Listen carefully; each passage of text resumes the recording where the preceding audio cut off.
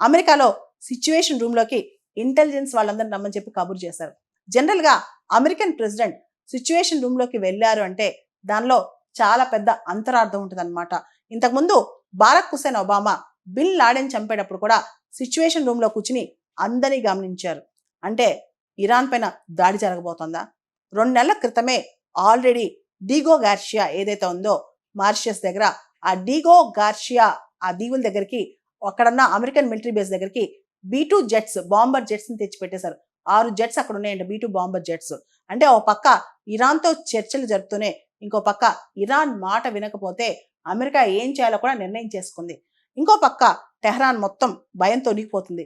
ప్రజలందరూ పరుగులు పెడుతున్నారు. నెతన్యాహు ఒక స్టేట్మెంట్ కూడా ఇచ్చారు.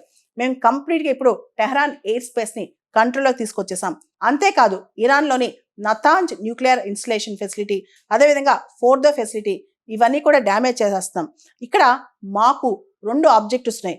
ఒకటి ఇరాన్ యొక్క న్యూక్లియర్ ఇన్స్టలేషన్స్ మరియు బ్యాలిస్టిక్ మిసైల్స్ ఇన్స్టలేషన్స్, వీటన్నిటిని మేము నాశనం చేద్దామని ట్రై చేస్తున్నాం.